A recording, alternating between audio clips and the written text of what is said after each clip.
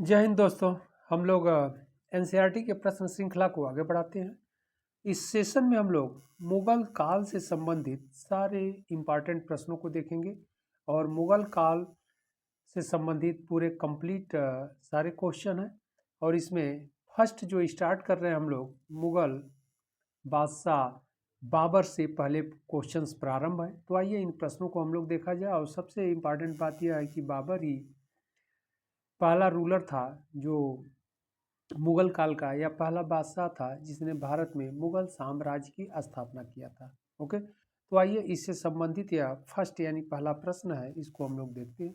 बाबर के संदर्भ में निम्नलिखित कथनों पर विचार कीजिए। फर्स्ट नंबर 1 कह रहा है बाबर सर्वप्रथम फरगना का शासक बना, यह तो सही बात है। नंबर 2 कह रहा है बाबर ने 1504 ईस्वी में काबुल पर अधिकार किया, यह भी स्टेटमेंट सही है। दूसरा है पॉइंट भी एकदम एग्जैक्ट सही है, फर्स्ट भी एग्जैक्ट सही है। थर्ड कह रहा है वह तैमूर वंश से संबंधित था, तो यह भी सही है। बाबर पिता की तरफ से तैमूर वंश से रिलेट था और माता की ओर से चंगेज खां का वंशज था। ओके, तो इस प्रकार यह तीनों सही है। नीचे कह रहा है उपर्युक्त कथनों में कौन से सत्य हैं, तो सत्य 1 2 3 तीनों सही है। ऑप्शन में देख लिया जाए कि तीनों किस में है, तो इसमें तीनों डी में सही है। ओके, 1 2 3 तीनों सही है। ए कह रहा है 1 2 है तो यह नहीं होगा। बी कह रहा है 2 और 3 है, एक को छोड़ दिया, यह भी नहीं होगा। और सी कह रहा है ऑप्शन सी 1 और 3। ओके, तो यह भी नहीं होगा। इसका सही आंसर क्या होगा? डी होगा। एक्सप्लेन को भी हम लोग देख लेते हैं, नॉलेजेबल है, इसको भी हम लोग देख लें। 1494 में 12 वर्ष की अल्प आयु में बाबर ट्रांस आक्सियाना के फरगना नामक छोटे से राज्य का शासक बना। बाबर ने 1504 ईस्वी में काबुल पर अधिकार किया। वह कहता था कि काबुल से लेकर पानीपत में हासिल जीत तक मैंने हिंदुस्तान को जीतने के विषय में सोचना कभी बंद नहीं किया था। बाबर के पिता तैमूर वंश और माता मंगोल वंश से संबंधित थी। बाबर ने जिस नवीन वंश की नींव डाली वह तुर्की नस्ल का चगताई वंश था। ओके, तो यह चगताई वंश था और चगताई वंश कह रहा है तुर्की नस्ल का चगताई वंश था जिसका नाम चंगेज खां के द्वितीय पुत्र के नाम पर पड़ा। चंगेज खां का द्वितीय पुत्र जो चगताई था उसी के नाम पर यह पड़ा था। आमतौर पर उसे मुगल वंश कहा जाता है। ओके, बढ़ते हैं आगे अगले प्रश्न की ओर। प्रश्न संख्या 2, क्वेश्चन नंबर 2, यह भी इंपॉर्टेंट है। कह रहा है खानवा के युद्ध में बाबर द्वारा पराजित किया जाने वाला राजपूत राजा कौन था? इंपॉर्टेंट क्वेश्चन है। ऑप्शन ए है Rana Sanga, option B Rudradev, option C Uday Singh and option D Rana Pratap Singh. इसका सही आंसर होगा ए राणा सांगा। और बहुत इंपॉर्टेंट क्वेश्चन है। ओके, राणा सांगा उस समय के सबसे अब बाबर के समकालीन सबसे शक्तिशाली शासकों राजपूताना के यानी राजस्थान के राजा थे। एक्सप्लेन को भी हम लोग देख लेते हैं। खानवा का युद्ध 16 मार्च 1527 को मुगल बादशाह बाबर एवं मेवाड़ के राजा राणा सांगा के मध्य हुआ था। इसी युद्ध में बाबर ने जिहाद का नारा दिया था। इस युद्ध में विजय के उपरांत बाबर ने गाजी की उपाधि धारण की। तो यह भी इम्पॉर्टेंट है कि बाबर ने गाजी की उपाधि कब धारण की? खानवा के युद्ध के समय धारण किया था। ओके, बाबर ने जिहाद का नारा दिया था। इस युद्ध में विजय के उपरांत उसने गाजी की उपाधि धारण की। अगला प्रश्न है प्रश्न संख्या 3। प्रश्न संख्या 3 क्या कह रहा है, इसको भी हम लोग देखते हैं। प्रश्न संख्या 3,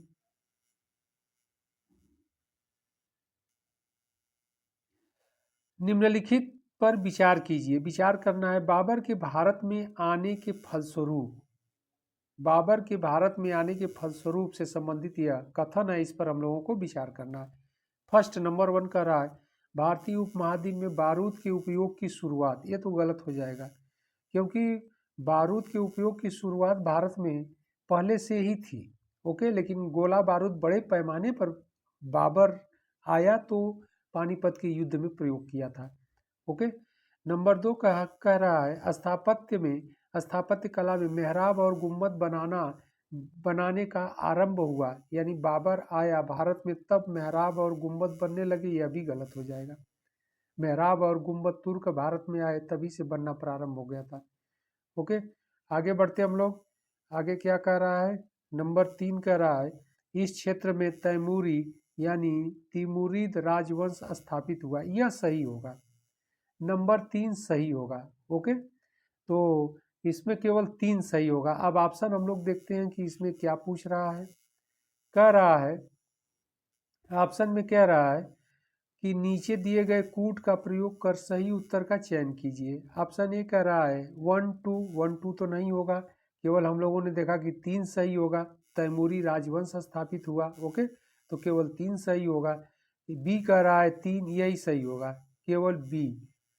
ओके, यानी केवल 3 सही होगा। सी कह रहा है 1 3, यह भी नहीं होगा। डी कह रहा है 1 2 और 3, यह भी नहीं होगा। एक्सप्लेन को भी हम लोग देख लेते हैं। एक्सप्लेन क्या कह रहा है? बाबर का जन्म 1483 ईस्वी में काबुल अफगानिस्तान के समीप फरगना में हुआ था। इसका पूरा नाम जहीरुद्दीन मोहम्मद बाबर था। यह तैमूर वंश से संबंधित था। बाबर का भारत पर सबसे महत्वपूर्ण आक्रमण 1526 ईस्वी का पानीपत का प्रथम यानी पानीपत का बैटल ऑफ फर्स्ट पानीपत का प्रथम युद्ध हुआ था, जिसमें इसका सामना लोदी वंश के शासक इब्राहिम लोदी से हुआ था, जिसमें तैमूर वंशीय शासक तैमूर वंशी बाबर की विजय हुई थी। ओके, तो इसमें पानीपत के प्रथम युद्ध में बाबर की विजय हुई थी। आगे कह रहा था भारत पर मुगलों का आधिपत्य स्थापित हुआ। इस युद्ध में बाबर ने बारूद का पहली बार बड़े पैमाने पर प्रयोग किया था, जिसका हम लोगों ने डिस्कशन किया। आगे बढ़ते हैं हुमायूं और शेर शाह से संबंधित प्रश्नों की ओर। कह रहा है हुमायूं के संदर्भ में निम्नलिखित कथनों पर विचार कीजिए। नंबर 1 कह रहा है 1530 में आगरा की गद्दी पर बैठा, यह तो सही है। नंबर 2 कह रहा है पूर्वी भारत का प्रवेश द्वार कहे जाने वाले चुनार दुर्ग पर घेरा डालते समय उसका सामना शेर शाह से हुआ, यह भी सही है। 1 और 2 दोनों सही होगा। कह रहा है नीचे कह रहा है उपर्युक्त कथनों में से कौन सा ऑब्लिक से सत्य है? तो सत्य 1 और 2 दोनों है। ओके, इसके ऑप्शन की तरफ चला जाए तो इसका सी सही होगा, 1 और 2 दोनों। एक्सप्लेन को भी हम लोग देख लेते हैं। एक्सप्लेन क्या कह रहा है? बाबर की मृत्यु के पश्चात दिसंबर 1530 में हुमायूं आगरा की गद्दी पर बैठा। उस समय वह 23 वर्ष का था। 1532 ईस्वी में दौराह यानी नामक स्थान पर अफगान सेना को परास्त करते हुए हुमायूं ने चुनार दुर्ग यानी जो वर्तमान मिर्जापुर जिले में, उत्तर प्रदेश के मिर्जापुर जिले में पड़ता है, पर घेरा डाला, जो पूर्वी भारत के प्रवेश द्वार के रूप में जाना जाता था। चुनार दुर्ग अफगान सरदार शेर खां यानी शेर शाह सूरी के अधिकार क्षेत्र में था। यहीं पर हुमायूं का सामना शेर शाह से हुआ था। ओके, तो पहली बार सामना शेर शाह और हुमायूं का यहीं पर हुआ। अगला प्रश्न, प्रश्न संख्या 5, क्वेश्चन नंबर 5 कह रहा है सूची 1 को सूची 2 से सुमेलित कीजिए और सूचियों के नीचे दिए हुए कूट का प्रयोग करते हुए सही उत्तर का चयन कीजिए। सूची फर्स्ट में लड़ाई दिया गया है, सूची सेकेंड संबंधित वर्ष है। ओके, कह रहा है ये कह रहा है पानीपत का प्रथम युद्ध। पानीपत का प्रथम युद्ध 1526 ईस्वी में हुआ था, यानी ए का 2 हो जाएगा। ओके, ए का 2 सही होगा। इसके बाद खानवा का युद्ध कर रहा है, बी कह रहा है खानवा का युद्ध 1527 में हुआ था, यानी 1 हो जाएगा इसका। बी का 1 हो जाएगा, यानी 2 1 हो जाएगा। चौसा का युद्ध कर रहा है, चौसा का युद्ध 1539 में हुआ था, यानी 4 हो जाएगा। सी का 4 होगा। ओके, कन्नौज अथवा बिलग्राम का युद्ध 1540 में होगा, इसका 3 सही होगा, यानी इसका जो सही होगा 2 1 4 3। तो 2 1 4 3 किस में है वो हम लोग देख लेते हैं। तो 2 1 4 3 इसका सही आंसर होगा बी। ओके, देखिए 2 1 4 3 यहीं पर दिया गया है, जबकि ये 1 2 3 4 क्रम से दिया, यह नहीं होगा। ये कह रहा है 2 4 कर दिया है, तो यह नहीं होगा। डी कह रहा है 1 4 2 3, यह भी नहीं होगा। तो इसका सही आंसर क्या होगा? 2 1 4 3 यानी बी। एक्सप्लेन को भी हम लोग देख लेते हैं, नॉलेजेबल है एक्सप्लेन भी। पानीपत का प्रथम युद्ध बाबर विजयी रहे, अप्रैल 1526 में हुआ था, इब्राहिम लोदी से हुआ था। उस समय दिल्ली सल्तनत का शासक इब्राहिम लोदी था। खानवा का युद्ध मार्च 1527 में राणा सांगा से हुआ था, बाबर की ही विजय हुई थी। चौसा का युद्ध जून 1539 में हुआ था, और चौसा का युद्ध शेर शाह और हुमायूं के बीच हुआ था। हुमायूं हार गया था, शेर शाह की विजय हुई थी इस युद्ध में। कन्नौज का युद्ध मई 1540 में हुमायूं और शेर शाह के बीच हुआ था, इसमें भी शेर शाह की विजय हुई थी। ओके, तो चौसा का युद्ध और कन्नौज का युद्ध हुमायूं और शेर शाह के बीच हुआ था, जिसमें शेर शाह की विजय हुई, हुमायूं डिफीट हुआ यानी पराजित हुआ। और पानीपत का प्रथम युद्ध, खानवा का प्रथम युद्ध, बाबर, इन दोनों युद्धों में बाबर की विजय हुई थी। अगला प्रश्न, प्रश्न संख्या 6, क्वेश्चन नंबर 6। मात्र एक मुट्ठी बाजरे के चक्कर में मैंने अपना साम्राज्य खो दिया होता, यह स्टेटमेंट है, कह रहा है। इस कथन को आप किस मध्यकालीन शासक से संबद्ध करेंगे? ओके, ऑप्शन ए कह रहा है Alauddin Khilji, option B Mohammad Tughlaq, option C Sher Shah and option D Aurangzeb. इसका सही आंसर होगा सी, शेर शाह से आप जोड़ेंगे। ओके, शेर शाह से संबंधित यह कथन है, क्योंकि इस कथन को स्वयं शेर शाह के द्वारा ही कहा गया है। इसका एक्सप्लेन भी देख लेते हैं, तो फिर और डिस्कशन किया जाएगा हम लोग। शेर शाह के द्वारा यह कथन मारवाड़, देखिए यहाँ पर दे दिया, शेर शाह के द्वारा यह कथन मारवाड़ जोधपुर के शासक मालदेव से युद्ध 1544 के समय कहा गया था, जब शेर शाह ने शौर्य के स्थान पर कूटनीति का सहारा लिया। शेर शाह ने जैता और कुंपा की बहादुरी से प्रभावित होकर यह वक्तव्य दिया था। शेर शाह ने अजमेर, नागौर, मेड़ता, आबू किले पर अधिकार कर लिया। यद्यपि शेर शाह की यह विजय उसकी मृत्यु के पश्चात अस्थायी नहीं रह सकी। ओके, लेकिन शेर शाह अपने जीवन काल में इन क्षेत्रों को विजित कर लिया था।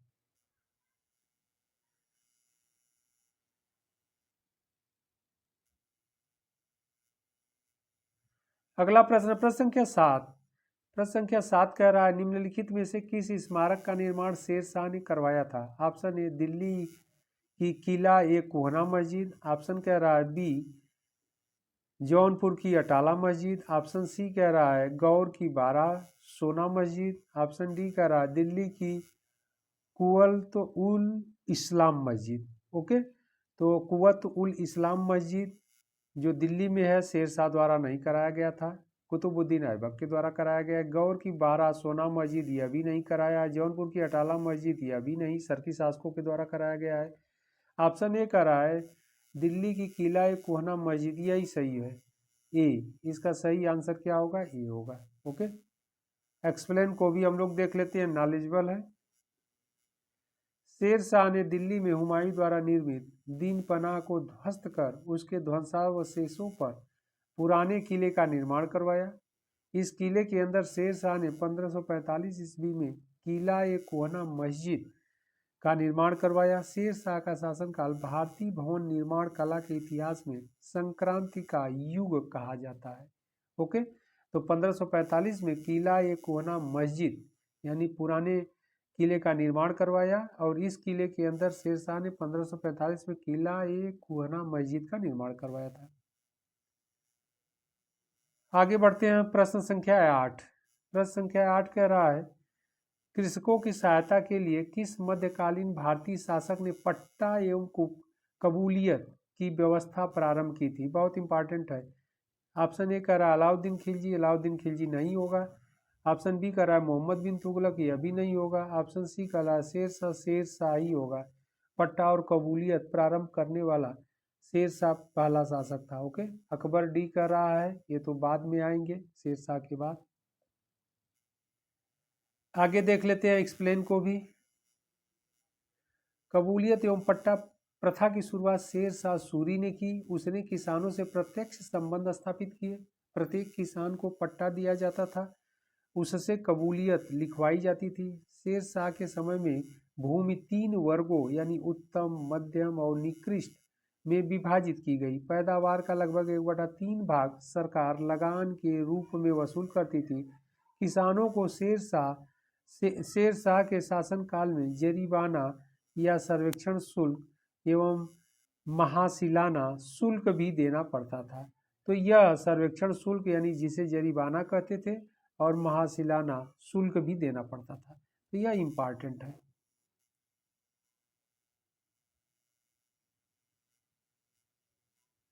अगला प्रश्न, प्रश्न संख्या 9, क्वेश्चन नंबर 9, शेरशाह का मकबरा यानी टम्ब कहाँ स्थित है? Option A Sasaram, option B Delhi, option C Kalinjar and option D Sonargaon. इसका सही आंसर होगा ए सासाराम।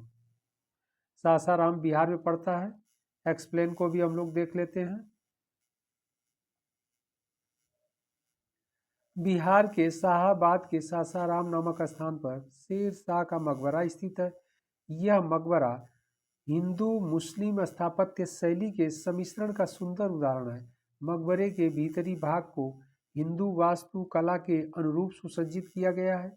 इस पर हिंदू और इस्लामी कला का स्पष्ट प्रभाव देखा जा सकता है।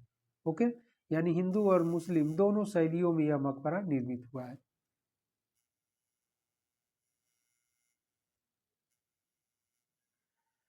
अगला प्रश्न, प्रश्न संख्या 10, क्वेश्चन नंबर 10, काला नौर में राज्याभिषेक के समय अकबर की आयु कितनी थी? ऑप्शन ए है 13 वर्ष, ऑप्शन बी 15 वर्ष, ऑप्शन सी 18 वर्ष एंड ऑप्शन डी 20 वर्ष। इसका सही आंसर होगा ए 13 वर्ष। 13 वर्ष से कुछ अधिक था, 13 वर्ष 4 माह। ओके, लेकिन इसमें 15 दे दिया है तो 15 बहुत अधिक कर दिया है, ये नहीं होगा। अगर 14 के समथिंग आसपास रहता तो वह सही आंसर होता, लेकिन यहाँ पर 13 वर्ष दिया है तो 13 वर्ष सही होगा। एक्सप्लेन को भी हम लोग देख लेते हैं। एक्सप्लेन कह रहा है, हुमायूं की मृत्यु के पश्चात बैरम खान ने गुरदासपुर के निकट काला नौर में 14 फरवरी 1556 को अकबर का राज्याभिषेक करवाया और वह जलालुद्दीन मोहम्मद अकबर बादशाह गाजी की उपाधि से राज सिंहासन पर बैठा। राज सिंहासन के समय अकबर की आयु यानी उम्र मात्र 13 वर्ष 4 महीने थी। ओके, तो यह इंपॉर्टेंट है, 13 वर्ष 4 महीने में वह गद्दी पर बैठा था।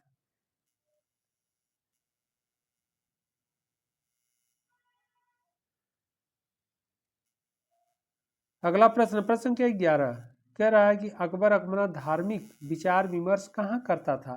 ऑप्शन ए है जोधाबाई महल में, ऑप्शन बी कह रहा है पंच महल, ऑप्शन सी इबादत खाना, ऑप्शन डी बुलंद दरवाजा। इसका सही आंसर होगा सी इबादत खाना में करता था।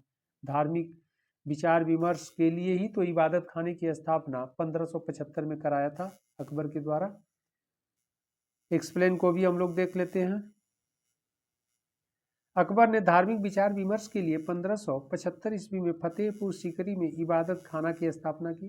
पहले इबादत खाना में मुस्लिम धर्म से संबंधित लोगों को बुलाया जाता था, परंतु 1578 के बाद इसे परंतु 1578 के बाद से इसके द्वार सभी धर्मों के लिए खोल दिए गए। यानी 1578 के बाद से सभी धर्म के लोगों को यानी धार्मिक गुरुओं को यहाँ पर चर्चा करने के लिए बुलाया जाने लगा।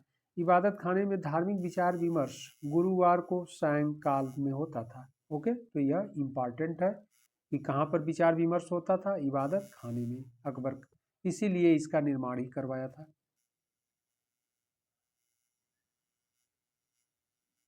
अगला प्रश्न है, प्रश्न संख्या 12, सम्राट अकबर द्वारा निम्नलिखित में से किसको जरी कलम की उपाधि प्रदान की गई थी? ऑप्शन ए है Mohammad Hussain, option B Mukammal Khan, option C Abdus Samad, option D का रहा मीर सैयद अली। इसका सही आंसर होगा ए मोहम्मद हुसैन को।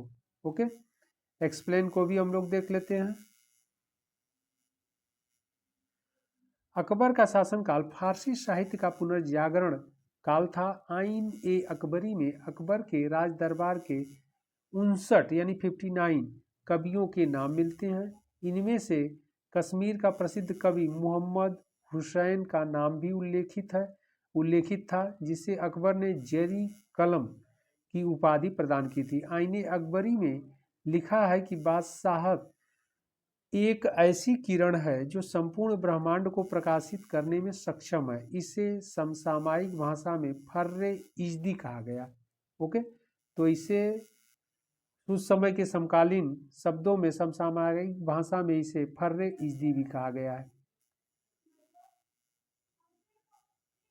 अगला प्रश्न, प्रश्न संख्या 13, आईन ए अकबरी पुस्तक का लेखक कौन है? बहुत इंपॉर्टेंट है। ऑप्शन ए कह रहा है अकबर, ऑप्शन बी है Abul Fazal, option C Firdausi and option D Jahangir. इसका सही आंसर होगा बी, आईन ए अकबरी का जो लेखक था वह अबुल फजल है। एक्सप्लेन भी दिया है, हम लोग देख लेते हैं।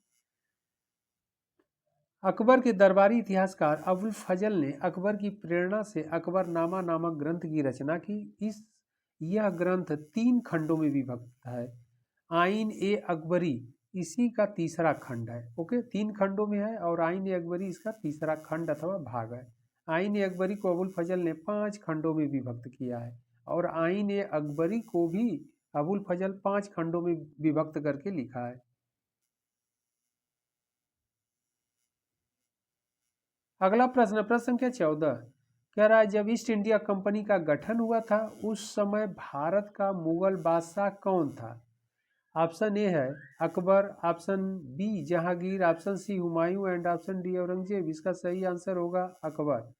क्यों? इसलिए होगा कि 1631 दिसंबर यानी दिसंबर 1600 में ईस्ट इंडिया कंपनी की स्थापना हुई थी और उस समय शासनकाल अकबर का था। अकबर 1605 ईस्वी तक शासन किया। ओके, यानी गद्दी पर था। तो इस प्रकार यह सही आंसर क्या होगा? अकबर होगा। ईस्ट इंडिया कंपनी का जब गठन हुआ 1600 ईस्वी में, 31 दिसंबर 1600 ईस्वी को, उस समय मुगल बादशाह अकबर रहेगा। बहुत इंपॉर्टेंट क्वेश्चन है। एक्सप्लेन को भी हम लोग देख लेते हैं। ईस्ट इंडिया कंपनी का गठन 31 दिसंबर 1600 में महारानी एलिजाबेथ, हाँ यह भी इंपॉर्टेंट है, उस समय इंग्लैंड की जो महारानी थी एलिजाबेथ फर्स्ट थी, ओके, के समय में हुआ था। उस समय भारत का शासक मुगल बादशाह अकबर था। अकबर मुगल वंश का तीसरा शासक था। इसे अकबर ए आजम, शहंशाह अकबर, महाबली शहंशाह के भी नाम से जाना जाता था।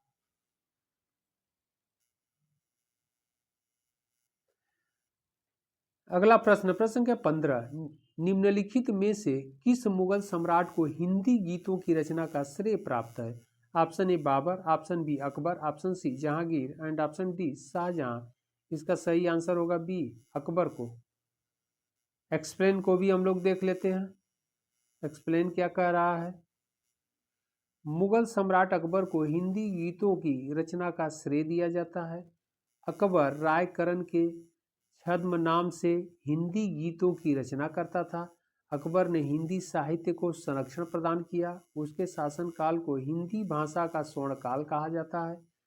अकबर ने बीरबल को कवि प्रिय, नरहरि को महापात्र की उपाधि प्रदान की थी। यह भी इम्पॉर्टेंट है, आपसे एग्जाम में पूछा गया है।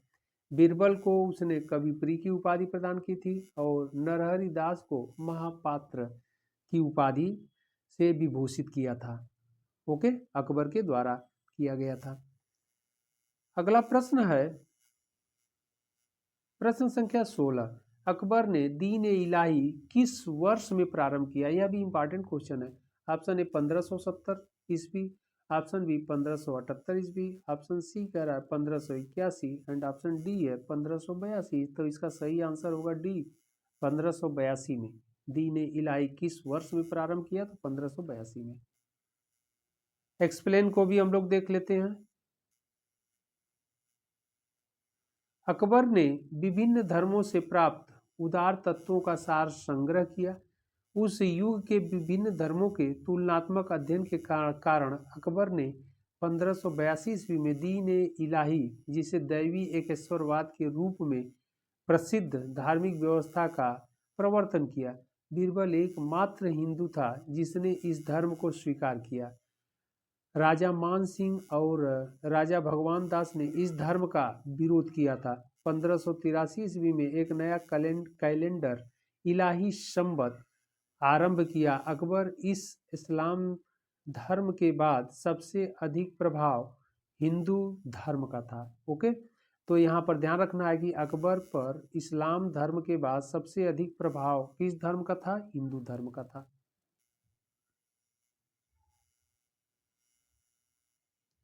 प्रश्न संख्या 17, भू राजस्व प्रशासन के क्षेत्र में शेरशाह एवं अकबर के मध्य निम्नलिखित में से कौन निरंतरता की कड़ी थी?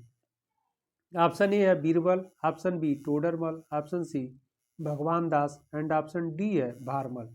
इसका सही आंसर होगा बी टोडरमल।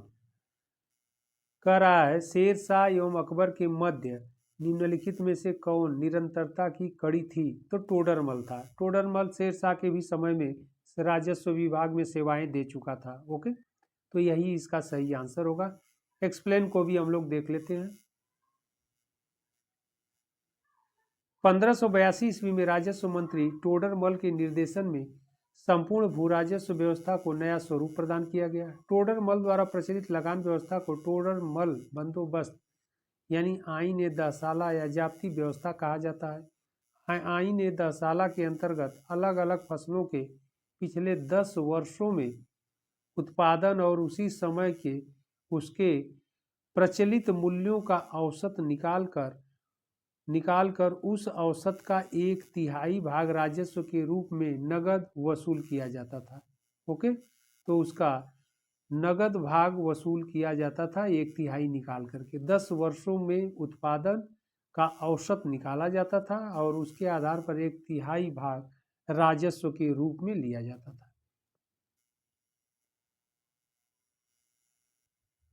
अगला प्रश्न, प्रश्न संख्या 18, महाभारत के फारसी अनुवाद का शीर्षक है।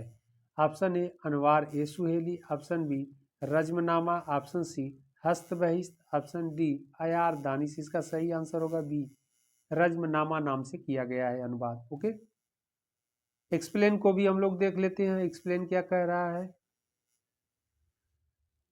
महाभारत के विभिन्न अंशों का फारसी में अनुवाद फैजी अबुल फजल की निगरानी में मुस्लिम विद्वानों नकीब खां, बदायूनी, अबुल फजल तथा फैजी आदि द्वारा किया गया तथा उन्हें संयुक्त रूप से रज्मनामा यानी जिसे युद्ध की कहानी से संबोधित किया गया। रज्मनामा की 3 प्रतियां हैं। प्रथम जयपुर अजायब घर में, द्वितीय वर्ष 1599 में तैयार जो वर्तमान समय में अनेक संग्रहालयों में रखी गई है, और तीसरा रज्मनामा रहीम का जो वर्ष 1616 ईस्वी में पूरा हुआ था। ओके, तो इस प्रकार 3 प्रतियां हैं। अगला प्रश्न है प्रश्न संख्या 19, प्रसिद्ध जैन आचार्य जिनको अकबर ने सम्मानित किया था। Option A Chandraprabha Suri, option B Hari Vijay Suri, option C Pushpadant और ऑप्शन डी का रहा यशोभद्र। इसका सही आंसर होगा बी हरि विजय सूरी। ओके, कह रहा है प्रसिद्ध जैन आचार्य जिसको अकबर ने सम्मानित किया था तो वो कौन थे? हरि विजय सूरी साहब थे। ओके, एक्सप्लेन को भी हम लोग देख लेते हैं। एक्सप्लेन भी नॉलेजेबल है। हरि विजय सूरी प्रसिद्ध जैन आचार्य थे जिनको अकबर ने सम्मानित किया था। अकबर ने जैन विद्वान हरि विजय सूरी को जगत गुरु की उपाधि प्रदान की थी। अकबर ने सभी धर्मों के प्रति अपनी सहिष्णुता की भावना के कारण अपने शासन काल में आगरा एवं लाहौर में ईसाइयों को गिरजाघर बनवाने की अनुमति प्रदान की। खरतार गच्छ संप्रदाय के जैन आचार्य जीन चंद्र सूरी को भी अकबर ने प्रश्रय प्रदान किया था। ओके, तो यह किस संप्रदाय से बिलोंग करते थे? यहाँ भी ध्यान रखिएगा। तो खरतार गच्छ संप्रदाय से संबंधित थे। कौन? जैन आचार्य जीन चंद्र सूरी।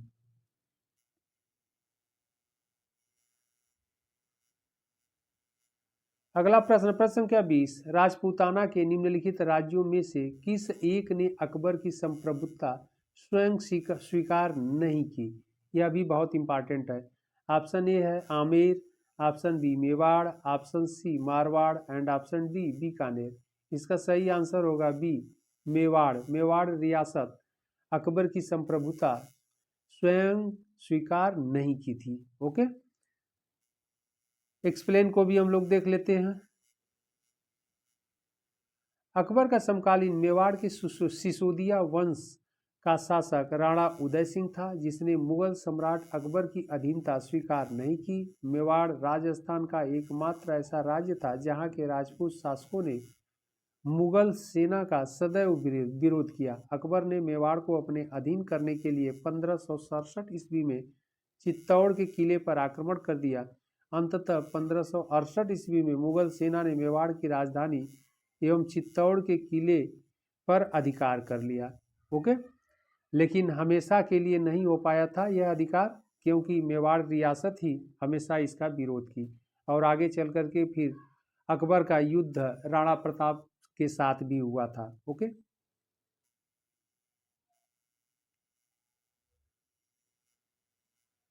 अगला प्रश्न है, अकबर द्वारा बनाई गई कौन सी इमारत का नक्शा बौद्ध विहार के अनुरूप है? यह भी इंपॉर्टेंट क्वेश्चन है।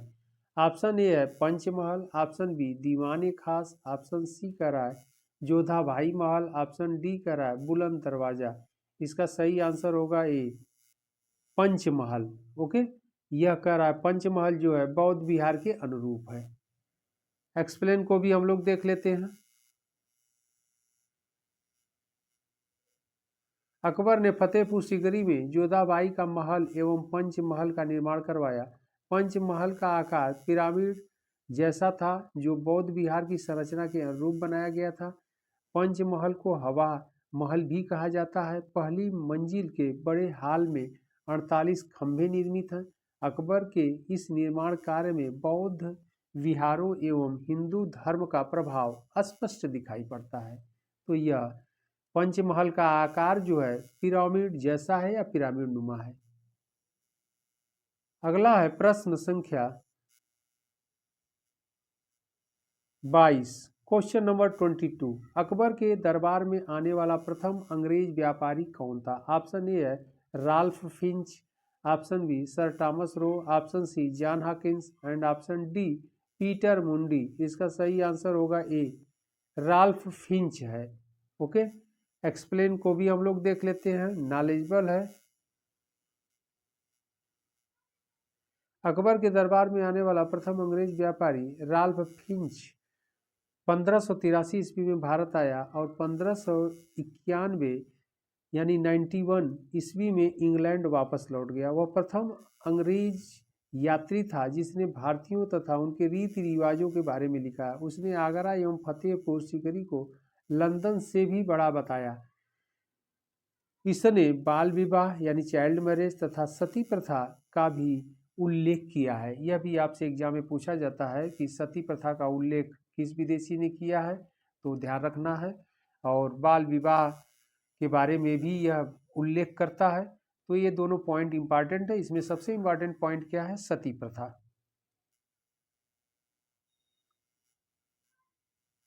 अगला प्रश्न, प्रश्न क्या 23, क्वेश्चन नंबर 23। अकबर के साथ युद्ध करने वाली दुर्गावती कहाँ की रानी थी? ऑप्शन ए है Mandla, option B Mandu, option C Asirgarh and option D Ramgarh. इसका सही आंसर होगा ए मंडला की थी रानी दुर्गावती। ओके, इसको हम लोग एक्सप्लेन को भी देख लेते हैं। 1564 ईस्वी में अकबर ने आसफ खां के नेतृत्व में गोंडवाना यानी गढ़कटंगा पर आक्रमण किया। गोंडवाना को ही गढ़कटंगा के नाम से भी जाना जाता था। किया जबलपुर के पास रानी दुर्गावती ने स्वयं पुरुष वेश में युद्ध का नेतृत्व किया। दुर्गावती गढ़ एवं मंडला वर्तमान जबलपुर जिले में है के बीच युद्ध में पराजित हुई। अकबर ने रानी दुर्गावती को अपमानित करने हेतु रानी के प्रिय सफेद हाथी सरमन और उसके विश्वस्त वजीर आधार सिंह को भेंट के रूप में अपने पास भेजने को कहा, परंतु रानी ने यह मांग ठुकरा दी। लेकिन रानी ऐसा करने से मना कर दिया क्योंकि यह रानी का प्रिय सफेद हाथी था, उसका नाम सरमन था।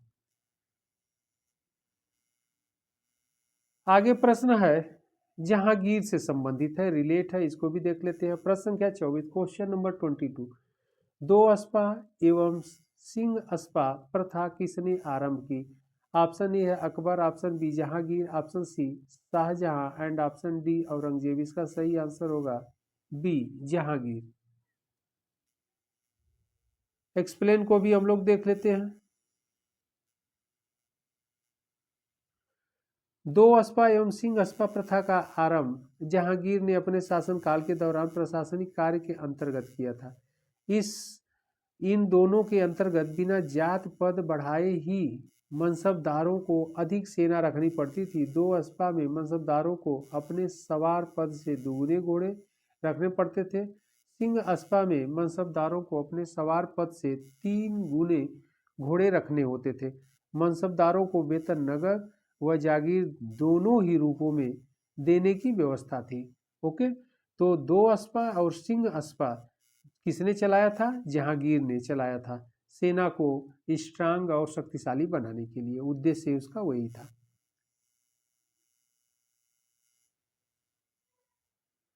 अगला प्रश्न है प्रश्न संख्या 25, क्वेश्चन नंबर 25। जहांगीर ने सर थॉमस रो अथवा टॉमस रो को कहाँ मिलने का अवसर दिया था? Option A Agra, option B Ajmer, option C Delhi, option D Fatehpur Sikri. इसका सही आंसर होगा बी, अजमेर में।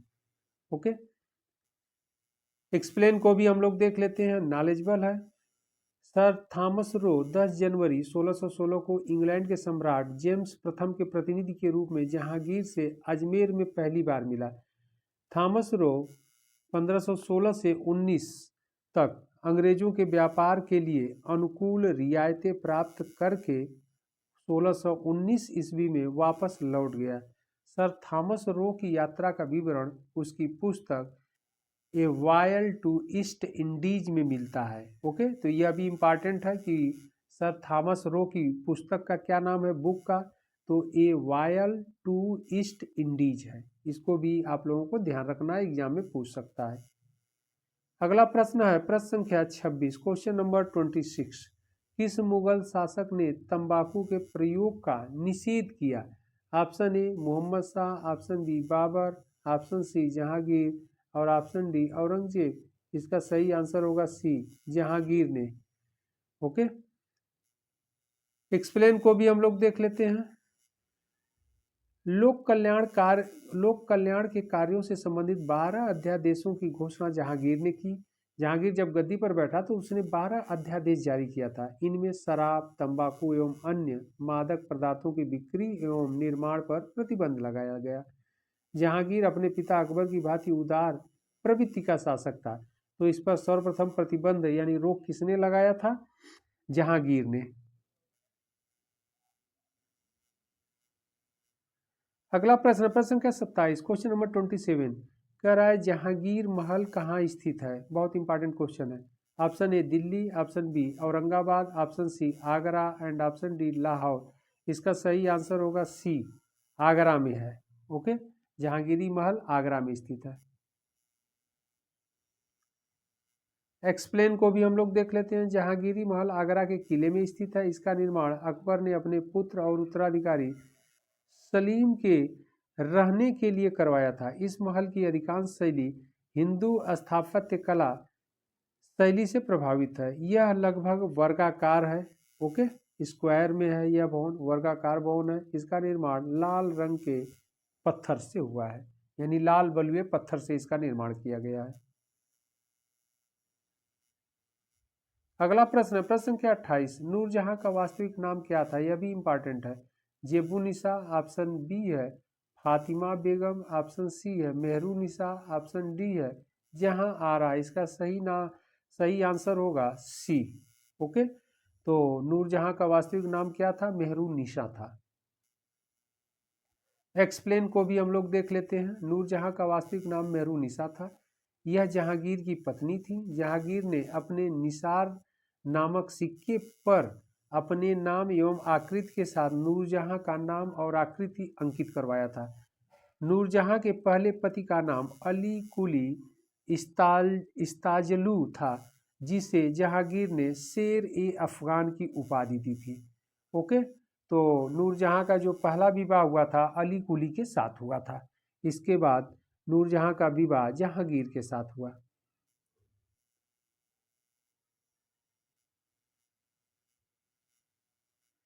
अगला प्रश्न प्रश्न संख्या 29, क्वेश्चन नंबर 29 कह रहा है निम्नलिखित अंग्रेजों में किसे जहांगीर ने खान की उपाधि से सम्मानित किया था? इंपॉर्टेंट क्वेश्चन है। ऑप्शन ए है हाकिंस, ऑप्शन बी है sir Thomas Roe, option C Edward Terry, option D कह रहा है उपर्युक्त में कोई नहीं। ओके, इसका सही आंसर होगा ए, हाकिंस को।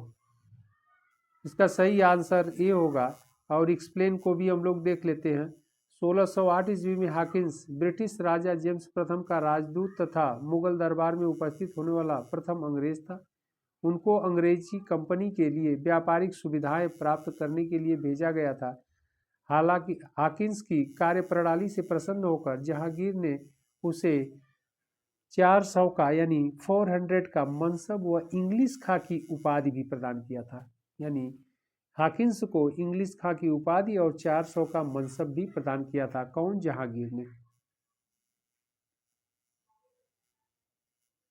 अगला प्रश्न, प्रश्न क्या 30 कह रहा है जहांगीर की निम्नलिखित पत्नियों में से किसने आत्महत्या की थी? इंपॉर्टेंट क्वेश्चन है, आपसे एग्जाम में पूछा जाता है। ऑप्शन ए कह रहा है नूरुनिसा बेगम, ऑप्शन बी कह रहा है शाह बेगम, ऑप्शन सी करमसी और ऑप्शन डी कह रहा है मलिका ए जहां। ओके, तो इसका सही आंसर होगा बी, शाह बेगम। एक्सप्लेन को भी हम लोग देख लेते हैं। जहांगीर की पत्नी शाह बेगम ने जहांगीर की शराब की आदत से दुखी होकर आत्महत्या कर ली। ओके, शाह बेगम का वास्तविक नाम मानबाई था। मानबाई से जहांगीर के सबसे बड़े पुत्र खुसरो का जन्म हुआ था। 13 फरवरी 1585 को सलीम का विवाह आमेर के राजा भगवान दास की पुत्री मानबाई से संपन्न हुआ। मानबाई को सलीम यानी जहांगीर शाह बेगम की उपाधि प्रदान की थी। तो यह इंपॉर्टेंट है। यहाँ पर एक्सप्लेन को एक बार फिर देख लीजिए। जहांगीर की पत्नी शाह बेगम ने जहांगीर की शराब की आदत से दुखी होकर आत्महत्या कर ली। शाह बेगम का वास्तविक नाम मानबाई था। मानबाई से जहांगीर का सबसे बड़े पुत्र खुसरो का जन्म हुआ था और 13 फरवरी 1585 को सलीम का विवाह आमेर के राजा भगवान दास की पुत्री मानबाई के साथ हुआ था और मानबाई को सलीम ने शाह बेगम की उपाधि, तो यह शाह बेगम जो है टाइटिल थी, उपाधि जहांगीर के द्वारा प्रोवाइड की गई यानी प्रदान की गई।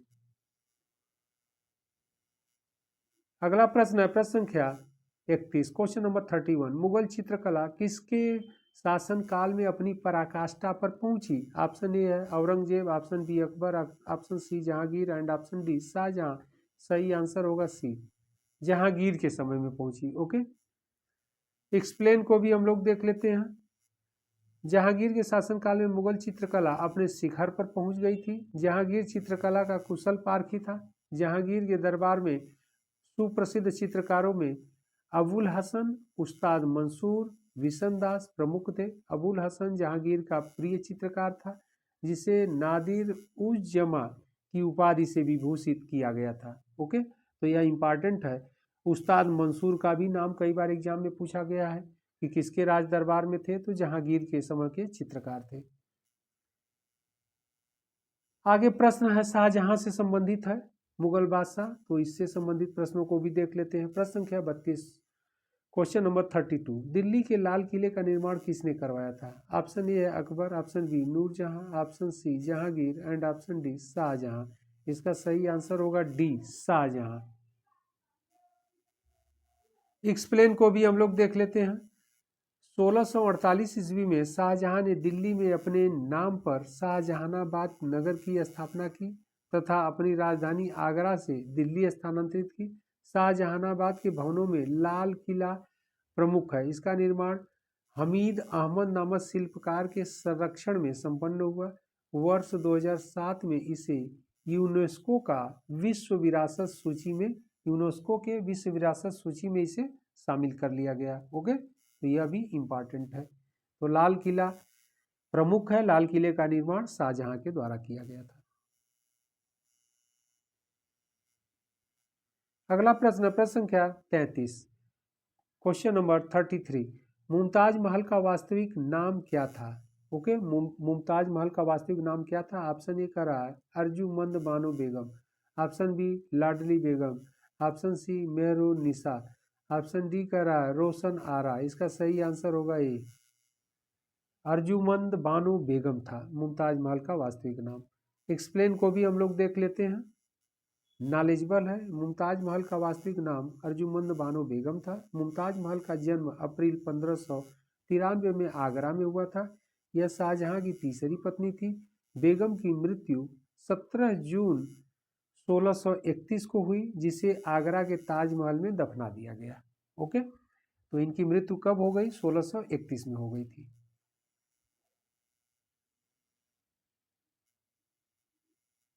अगला प्रश्न, प्रश्न संख्या 34, क्वेश्चन नंबर 34, निम्नलिखित मस्जिदों में से किसका निर्माण मुगल सम्राट शाहजहां द्वारा किया गया था? ओके, ऑप्शन ए है जामा मस्जिद दिल्ली, ऑप्शन बी कह रहा है बादशाही मस्जिद लाहौर, ऑप्शन सी कह रहा है काबुली बाग मस्जिद हरियाणा, ऑप्शन डी कह रहा है किला ए कोहना मस्जिद दिल्ली। तो इसका सही आंसर ये होगा जामा मस्जिद। जामा मस्जिद जो दिल्ली की जो जामा मस्जिद है, इसका निर्माण शाहजहां के द्वारा कराया गया है। लाल किला और दिल्ली की जामा मस्जिद। एक्सप्लेन को भी हम लोग देख लेते हैं। दिल्ली की जामा मस्जिद का निर्माण शाहजहां ने 1648 में करवाया था।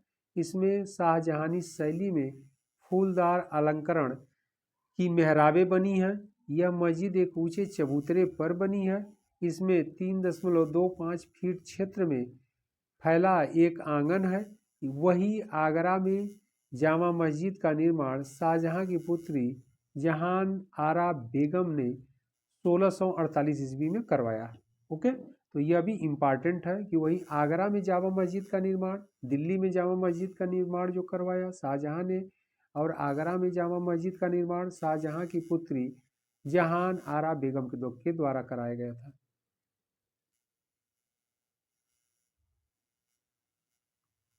अगला प्रश्न, प्रश्न संख्या 35 कह रहा है निम्नलिखित में से कौन सा राज्य शाहजहां के साम्राज्य का सर्वप्रथम अभिन्न अंग बन गया? ऑप्शन ए है Golconda, option B Ahmednagar, option C Bijapur and option D कह रहा है उपर्युक्त में से कोई नहीं। इसका सही आंसर होगा B Ahmednagar. Okay, important question है।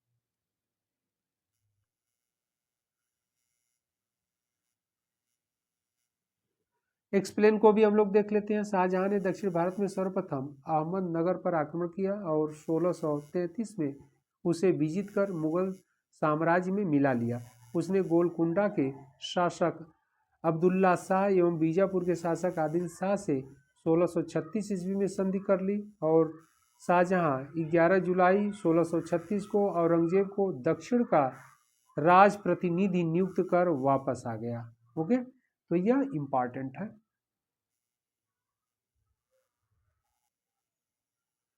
अगला प्रश्न है औरंगजेब से संबंधित, प्रश्न संख्या 36, क्वेश्चन नंबर 36, किस मुगल सम्राट ने अपने शासनकाल में सर्वाधिक संख्या में हिंदू अधिकारियों की नियुक्ति की थी? बहुत इंपॉर्टेंट क्वेश्चन है। Option A Akbar, option B Aurangzeb, option C Humayun and option D Shahjahan. इसका सही आंसर होगा बी औरंगजेब के समय में। एक्सप्लेन को भी हम लोग देख लेते हैं। एक्सप्लेन भी नॉलेजेबल है। औरंगजेब के प्रशासन में सर्वाधिक हिंदू नियुक्त थे। इसके शासन में लगभग 33% हिंदू अधिकारी थे। इनकी सेना में वरिष्ठ पदों पर राजपूत नियुक्त थे। औरंगजेब मुगल वंश के अन्य शासकों की तरह राजपूतों के प्रति मैत्री भाव रखता था। औरंगजेब ने यशवंत सिंह को दारा का सहयोग करने के बाद भी पुराना मनसब प्रदान कर गुजरात का सूबेदार बनाया था। ओके, तो यह भी इम्पॉर्टेंट है। और सबसे बड़ी बात है कि 33% हिंदू अधिकारी औरंगजेब के प्रशासन में शामिल थे या थे। अगला प्रश्न, प्रश्न संख्या 37, बीबी के मकबरे का निर्माण किसने करवाया था? इंपॉर्टेंट क्वेश्चन है। Option A Humayun, option B Shahjahan, option C कह रहा है अकबर द्वितीय, ऑप्शन डी औरंगजेब। इसका सही आंसर होगा डी औरंगजेब के समय में हुआ था बीबी का मकबरे का निर्माण। एक्सप्लेन को भी हम लोग देख लेते हैं। बीबी का मकबरा महाराष्ट्र राज्य के औरंगाबाद जिले में अवस्थित है। इस मकबरे का निर्माण मुगल बादशाह औरंगजेब द्वारा अपनी पत्नी दिलरास बानो बेगम, जिसे राबिया उद दौरानी भी उसका नाम था, की याद में 1678 ईस्वी में करवाया गया था। इसे दक्षिण का ताजमहल भी कहते हैं, जो कि ताजमहल की फूहड़ नकल है। फूहड़ नकल से तात्पर्य है ताजमहल की नकल की गई है, ऐसे समझिए, लेकिन एग्जैक्ट नहीं हो पाया है। लेकिन इसे दक्षिण का ताजमहल कहा जाता है। और किस पत्नी के मरने पर? दिलरास बानो बेगम की याद में उसने दक्षिण में ताजमहल का निर्माण करवाया, या दक्षिण के ताजमहल के नाम से जो जाना जाता है उसका निर्माण करवाया, जिसे बीबी के मकबरे के नाम से भी जाना जाता है। अगला प्रश्न, प्रश्न संख्या 38, दिल्ली के लाल किले में मोती मस्जिद का निर्माण किसने करवाया था? ऑप्शन ए अकबर ने, ऑप्शन बी जहांगीर ने, ऑप्शन सी शाहजहां ने, ऑप्शन डी औरंगजेब ने। इसका सही आंसर होगा डी, औरंगजेब ने करवाया था। एक्सप्लेन को भी हम लोग देख लेते हैं। औरंगजेब के शासनकाल में निर्मित दो मस्जिदें, दिल्ली के लाल किले में मोती मस्जिद और लाहौर में जामिया बादशाही मस्जिद विशेष रूप से उल्लेखनीय है। शाहजहां की योजना अनुसार लाल किले के बाहर जामा मस्जिद का निर्माण कराया गया था। ओके, जबकि जामा मस्जिद का निर्माण जो लाल किले के बाहर है दिल्ली में, उसका निर्माण शाहजहां द्वारा करवाया गया था। और लाल किले के अंदर जो मोती मस्जिद का निर्माण करवाया गया है उस वह औरंगजेब के द्वारा। और एक मस्जिद लाहौर में, जिसे जामिया बादशाही मस्जिद के नाम से भी जाना जाता है। अगला प्रश्न है प्रश्न संख्या 39, निम्नलिखित में से किस सुल्तान, किस मुगल बादशाह का 2 बार राज्याभिषेक हुआ था? यह भी इंपॉर्टेंट क्वेश्चन है। Option A Akbar, option B Jahangir, option C Shahjahan and option D Aurangzeb. इसका सही आंसर होगा डी, औरंगजेब का 2 बार राज्याभिषेक हुआ था। एक्सप्लेन को भी हम लोग देख लेते हैं। मुगल बादशाह औरंगजेब का 2 बार राज्याभिषेक हुआ था। आगरा पर आधिपत्य कर शीघ्र ही औरंगजेब ने अपना राज्याभिषेक अबुल मुजफ्फर मुहीउद्दीन मुजफ्फर औरंगजेब बहादुर आलमगीर की उपाधि से 31 जुलाई 1558 को दिल्ली में कराया।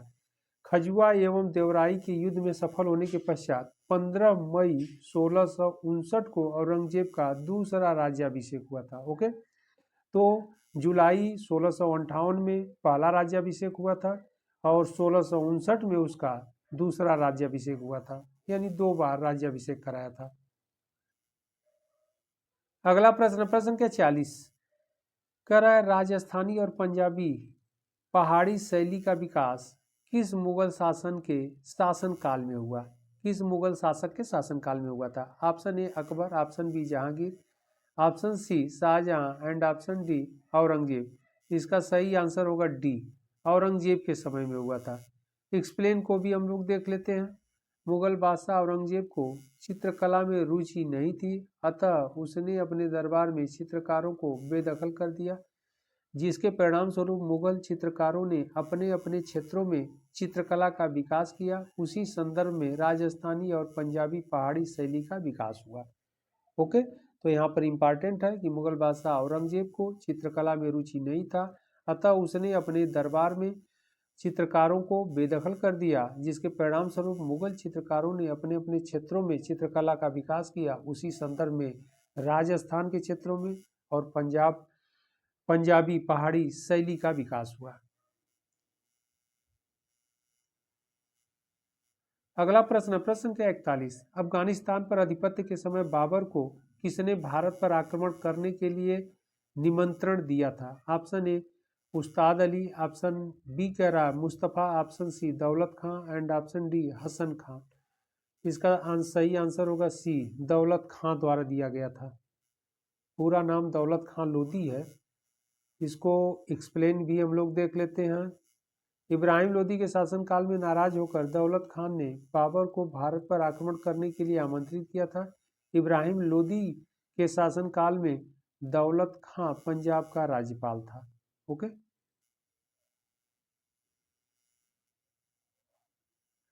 अगला प्रश्न, प्रश्न संख्या 42, क्वेश्चन नंबर 42, बाबर के सर्वप्रथम पादशाह की पदवी धारण की थी, यानी बाबर ने सर्वप्रथम पादशाह की पदवी कब धारण की थी? ऑप्शन ए फरगना में, ऑप्शन बी काबुल में, ऑप्शन सी कह रहा दिल्ली में, ऑप्शन डी कह रहा समरकंद में। इसका सही आंसर होगा बी में, काबुल में। एक्सप्लेन को भी हम लोग देख लेते हैं। बाबर ने वर्ष 1504 में हिंदू कुश से आगे पहुंच गया, जब काबुल के राजा आर्धन वंश के मुनीम और अभिजातों या सेनापतियों के बीच उत्तराधिकार का युद्ध चल रहा था। तब बाबर ने स्थिति का फायदा उठाया और अभिजातों को अपनी ओर शामिल कर लिया तथा मुनीम को परास्त कर दिया। उसने काबुल पर अधिकार कर लिया और यहीं पर उसने पादशाह अथवा सम्राट की उपाधि धारण की।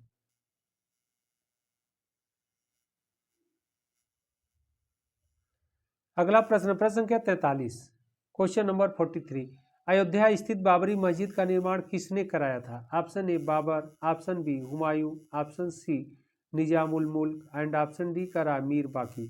इसका सही आंसर होगा डी।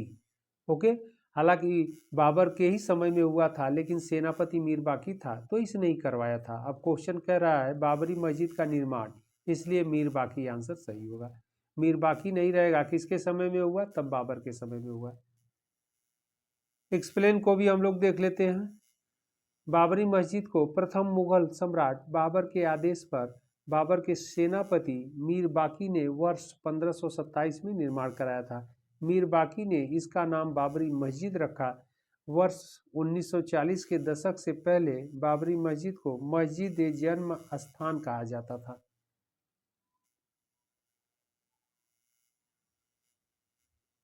अगला प्रश्न, प्रश्न संख्या 44, क्वेश्चन नंबर 44, हुमायूं द्वारा लड़े गए 4 प्रमुख युद्धों का तिथि अनुसार सही क्रम अंकित करें। युद्ध स्थलों के नाम नीचे अंकित हैं, तो क्रम से हमें देखना है कि कौन कौन सा युद्ध किया।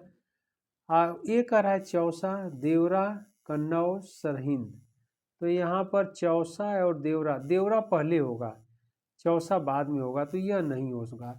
ओके, ए नहीं होगा, ये गलत हो जाएगा। बी कह रहा है देवरा, देवरा के बाद कन्नौज, कन्नौज के पहले चौसा होगा, यह भी नहीं होगा, ये भी गलत हो जाएगा। सी कह रहा है सरहिंद, देवरा, सरहिंद बाद में होगा, यह भी तब नहीं होगा, सी भी नहीं होगा। डी कह रहा है देवरा, देवरा के बाद चौसा, चौसा के बाद कन्नौज, इसके बाद सरहिंद, यही सही है, डी। क्रम यही है, हुमायूं ने देवरा का युद्ध लड़ा, इसके बाद 39 में चौसा का युद्ध लड़ा, और फिर 1540 में कन्नौज का युद्ध, कन्नौज अथवा बिलग्राम का युद्ध। इसी युद्ध में पराजित हो गया शेरशाह से और भारत से इसे बाहर जाना पड़ा। फिर जब दूसरी बार आया तो पंजाब सरहिंद का युद्ध लड़ा और मछीवाड़ा का युद्ध, तो दिल्ली पर अधिकार कर लिया। तो इसका सही होगा डी। एक्सप्लेन भी दिया गया है, इसको भी हम लोग देख लेते हैं। देवरा का युद्ध 1532, चौसा का युद्ध 1539, अभी हम लोगों ने डिस्कशन किया ऊपर। कन्नौज का युद्ध 1540, सरहिंद का युद्ध 1555। तो यह इसका क्रम है।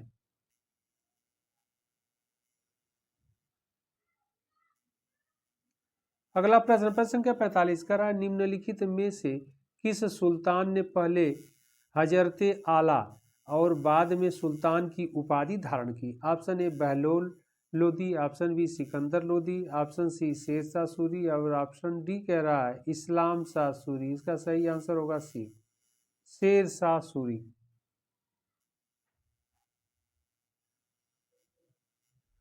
शेरशाह सूरी वंश का संस्थापक था, जिसकी राजधानी सासाराम में थी। उसने दक्षिणी बिहार पर आक्रमण करने के बाद बंगाल के सुल्तान नुसरत शाह को हराया तथा दक्षिण बिहार का अप्रत्यक्ष शासक बन गया। हजरत आला की उपाधि धारण की। ओके, तो इसके बाद जो है हजरत आला की उपाधि धारण किया था। अगला प्रश्न, प्रश्न संख्या 46, निम्नलिखित में से किसने पूर्वी बंगाल से लेकर पेशावर तक सड़क ए आजम कहलाई जाने वाली सड़क बनाई? तो इसका सही आंसर होगा अकबर, अकबर नहीं होगा, जहांगीर भी नहीं होगा, सी का राइस इस्लाम शाह, यह भी नहीं होगा, शेर शाह होगा। इसका सही आंसर डी होगा, शेर शाह ने बनवाया है, जिसे सड़क ए आजम के नाम से जाना जाता है। पूर्वी बंगाल से लेकर पेशावर तक, यह जिसे उत्तरापथ, प्राचीन समय में उत्तरापथ कहा जाता था, तो सड़क ए आजम के नाम से ये शेर शाह के समय में कंप्लीट हुआ, निर्मित हुआ। एक्सप्लेन को भी हम लोग देख लेते हैं। एक्सप्लेन कर रहा है ग्रांड ट्रंक रोड का निर्माण 16वीं शताब्दी के शासक शेर शाह सूरी ने कराया था। इसे सड़क ए आजम के नाम से जाना जाता था। यह सड़क भारत को मध्य एशिया से जोड़ती थी और अंतर्देशीय व्यापार के लिए बहुत महत्वपूर्ण थी। इस सड़क को पहले उत्तरापथ, बादशाही सड़क और सड़क ए आजम के नाम से जाना जाता था। जैसे हम लोगों ने अभी डिस्कशन किया कि प्राचीन समय में इस पथ को या सड़क को उत्तरापथ मार्ग के नाम से जाना जाता था।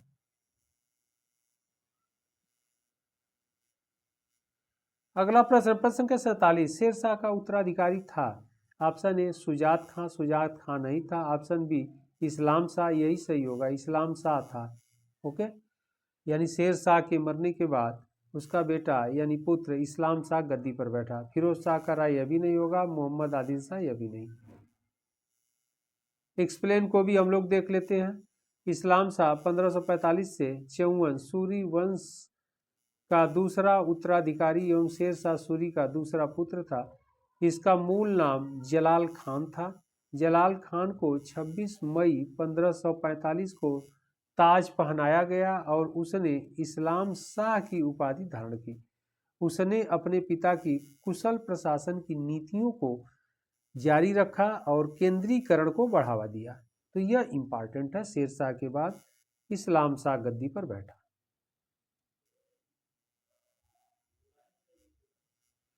प्रश्न संख्या 48, शेर शाह सूरी की मृत्यु हुई। ऑप्शन ए कह रहा है आगरा में, option B Kalinjar, option C Rohtas में, ऑप्शन डी कह रहा है सासाराम में। इसका सही आंसर होगा बी, कालिंजर में उसकी मृत्यु हुई थी। ओके, 1545 ईस्वी में। एक्सप्लेन को भी हम लोग देख लेते हैं। 22 मई 1545 में चंदेल राजपूत के विरुद्ध लड़ते हुए शेर शाह सूरी द्वारा कालिंजर किले की घेराबंदी के दौरान उक्का नामक आग्नेयास्त्र से निकले गोले के फटने से उसकी मृत्यु हो गई। ओके, लेकिन मृत्यु के अंतिम समय तक किला कालिंजर का किला जीत लिया गया था। ओके, और मृत्यु के पश्चात शेर शाह को सासाराम में ले जाकर अंतिम रूप से दफना दिया गया।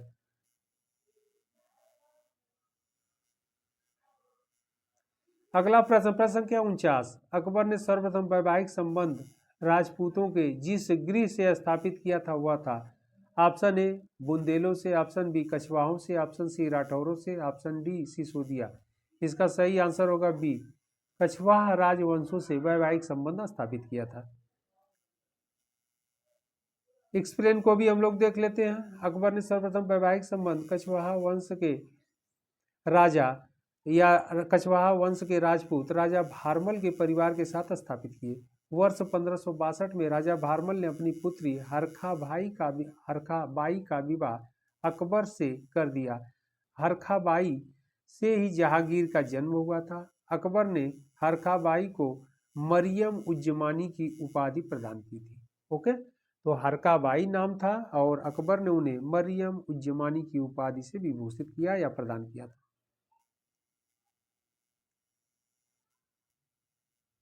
अगला प्रश्न है प्रश्न संख्या 50, हल्दी घाटी के युद्ध में महाराणा प्रताप की सेना के सेनापति कौन थे। बहुत इंपॉर्टेंट क्वेश्चन है। ऑप्शन ए अमर सिंह नहीं रहेंगे, ऑप्शन बी मान सिंह, यहाँ पर महाराणा प्रताप की सेना का सेनापति पूछ रहा है। ऑप्शन सी हकीम खां और ऑप्शन डी शक्ति सिंह। इसका सही आंसर होगा सी। ध्यान रखिएगा आप लोग, इंपॉर्टेंट है। हकीम खान महाराणा प्रताप की सेना के सेनापति था। ओके, तो यह बहुत इंपॉर्टेंट है। हल्दी घाटी का युद्ध 1576 में महाराणा प्रताप और मुगल सेनापति मान सिंह आसफ खां के मध्य लड़ा गया। राजपूत योद्धा के अतिरिक्त राणा सांगा की सेना के अग्रभाग का नेतृत्व अफगानों की एक टुकड़ी के साथ हकीम खां सूर कर रहा था। राणा की सेना में भीलों की भी एक छोटी टुकड़ी शामिल थी। यह राणा की मुगलों के साथ आमने सामने का अंतिम युद्ध था। ओके,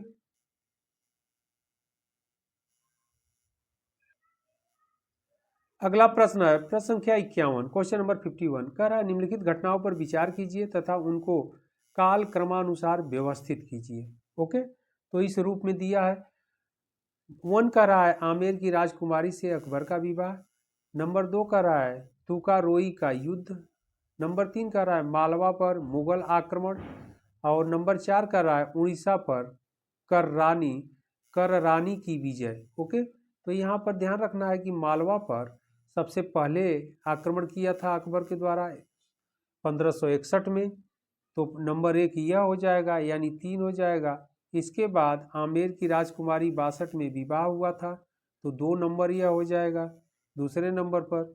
इसके बाद आगे हम लोग देखा जाएगा तो उड़ीसा की विजय हो जाएगा, 3 नंबर हो जाएगा। इसके बाद तुकारोई का युद्ध यह चौथे नंबर पर हो जाएगा, यानी इसका सही आंसर देखा जाए तो 3, 1, 4, 2 होगा। ओके, मालवा हो गया 3 नंबर और 1 हो गया, तो 3 1, इसके बाद 4 और इसके बाद 2, तो 3 1 हो गया, 3 1 4 2। देखा जाए किसमें है, कह रहा है आंसर कह रहा है कि नीचे दिए गए कूट से सही उत्तर का चयन कीजिए।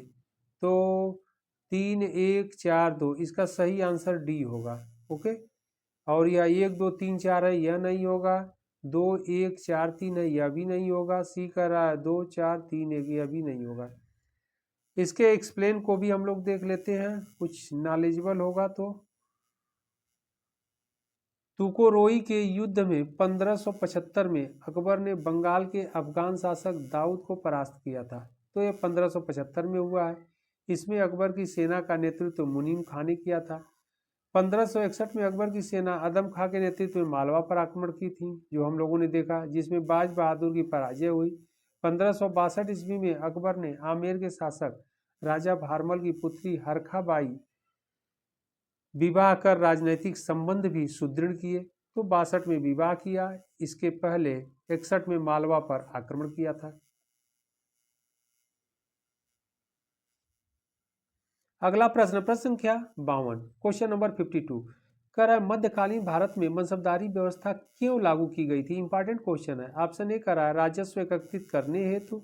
ऑप्शन बी कह रहा है सैनिकों की सुगमता से भर्ती हेतु। ऑप्शन सी कह रहा है धार्मिक सद्भाव की स्थापना हेतु। ऑप्शन डी कह रहा है स्वच्छ प्रशासन सुनिश्चित करने के लिए। इसका सही आंसर डी होगा, स्वच्छ प्रशासन सुनिश्चित करने के लिए। ओके, एक्सप्लेन को भी हम लोग देख लेते हैं। मनसबदारी प्रथा अकबर द्वारा स्वच्छ प्रशासन सुनिश्चित करने के लिए प्रारंभ की गई थी। यह एक कुलीन नागरिक और सैनिक क्षमता को दर्शाने वाली एक संयुक्त स्थिति थी। मनसबदारी प्रणाली को मुगल बादशाह अकबर ने नई प्रशासनिक मशीनरी और राजस्व प्रणाली के रूप में पेश किया था।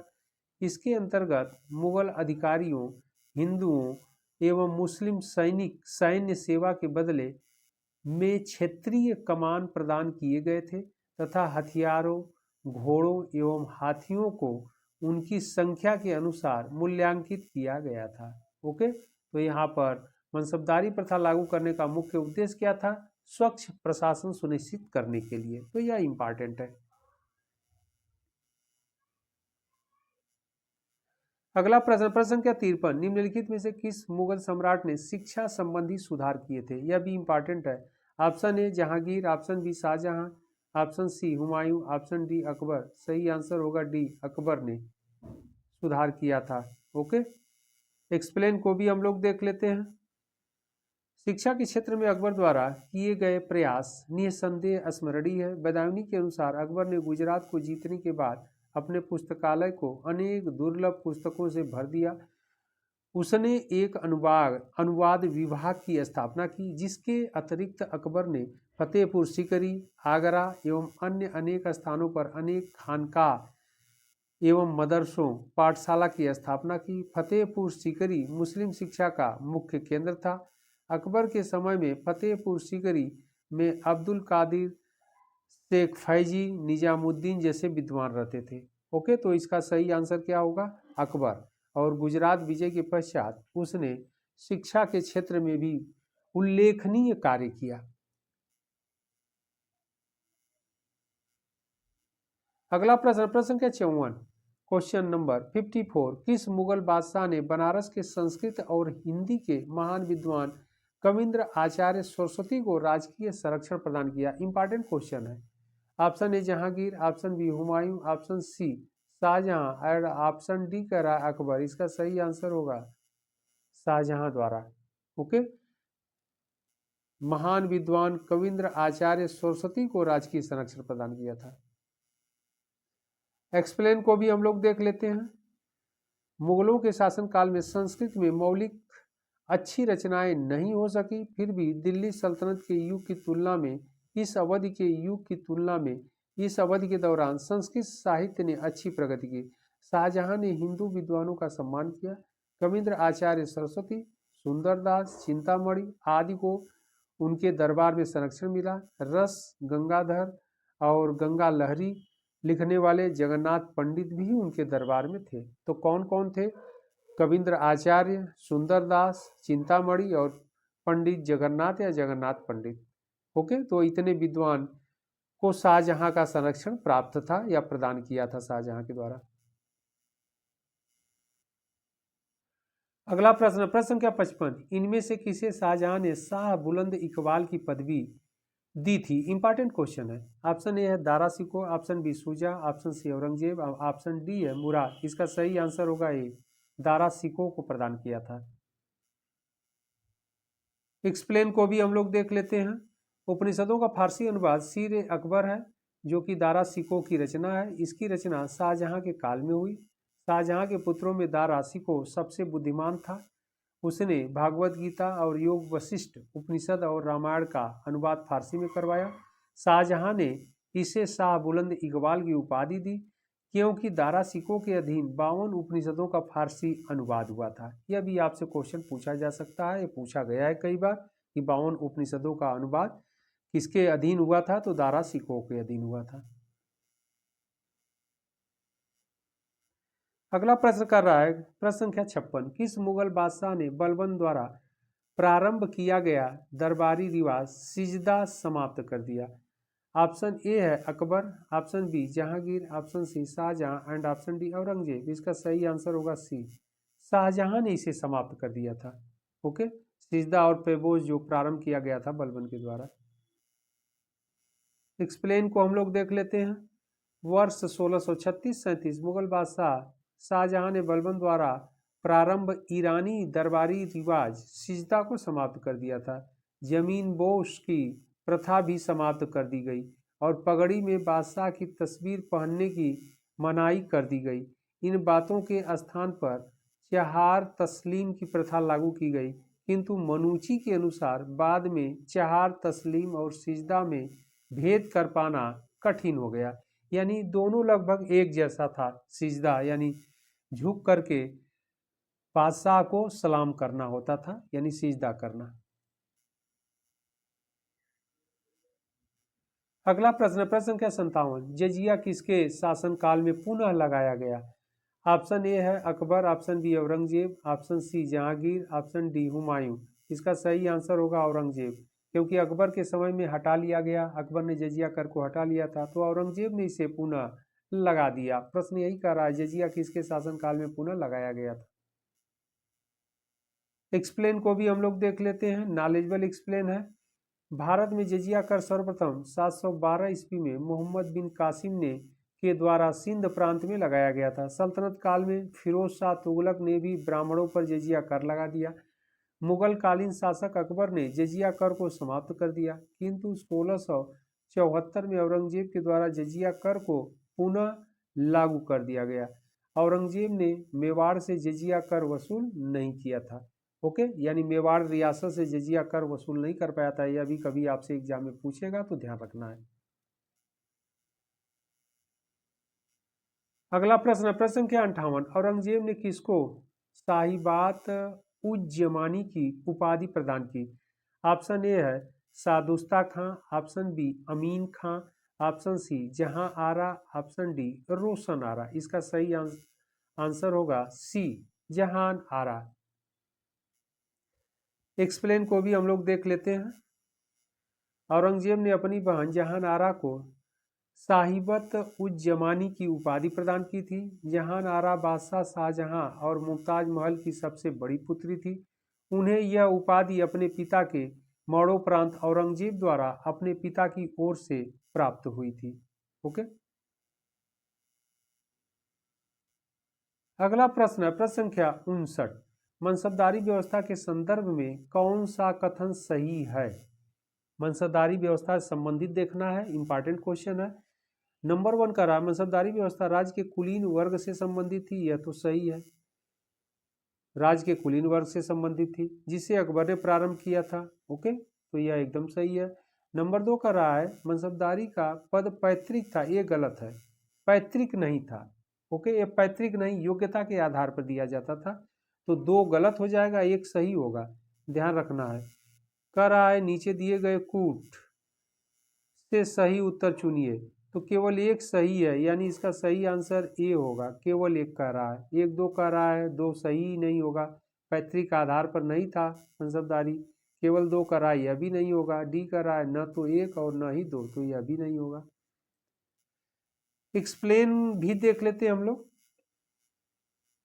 मनसबदारी व्यवस्था मुगल काल में प्रचलित कुलीन वर्ग से संबंधित एक प्रशासनिक प्रणाली थी जिसे अकबर ने आरंभ किया था। मनसब मूलतः अरबी शब्द है जिसका अर्थ पद या रैंक है होता है।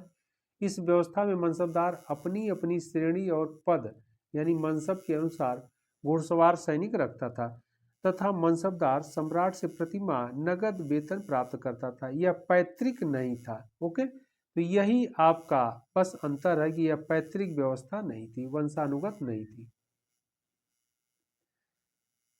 अगला प्रश्न है प्रश्न संख्या 60। मुगल प्रशासन में मदद ए मास जो शब्द है, टर्मोलॉजी है, इंगित करता है, क्या करता है? ऑप्शन ए कह रहा है चुंगी कर यानी टोल टैक्स, ये नहीं था। ऑप्शन बी कह रहा है विद्वानों को दी जाने वाली राजस्व मुक्त अनुदत्त भूमि, यही सही होगा। बी विद्वानों को प्रदान की जाने वाली। सी कह रहा है सैन्य अधिकारियों को दी जाने वाली पेंशन, नहीं। ऑप्शन डी कह रहा है बुआई कर, ये भी। कल्टीवेशन टैक्स, यह भी नहीं होगा। इसका सही आंसर क्या है? विद्वानों को दिया जाने वाला राजस्व मुक्त अनुदत्त भूमि, उसी को मदद ए मास कहते थे। ओके, एक्सप्लेन है तो इसको भी हम लोग देख लेते हैं। एक्सप्लेन में क्या कहा गया है? नॉलेजेबल है। मुगल प्रशासन में समस्त भूमि को भूमि कर के आधार पर 3 भागों में विभक्त किया गया था।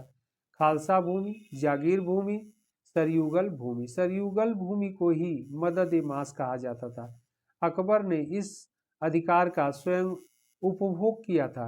यह भूमि स्थानांतरित नहीं होती थी और अनुदान ग्राही के पास वंशानुगत रूप से रहती थी। ओके, तो यह इम्पॉर्टेंट है। तो यह मुगल काल से संबंधित ये सारे इम्पॉर्टेंट प्रश्नों को हम लोग डिस्कशन किए हैं। तो ये सभी इस सेशन के आज के इम्पॉर्टेंट सारे प्रश्न थे। इन प्रश्नों पर हम लोगों ने अच्छे से डिस्कशन किया। आप लोग इन प्रश्नों को अच्छे से देखिएगा और फिर हम लोग अगले सेशन में मिलते हैं। और आप लोग हौसला बढ़ाते रहिए, मेरा चैनल को सब्सक्राइब अवश्य कर लीजिएगा तत्काल अपडेट पाने के लिए।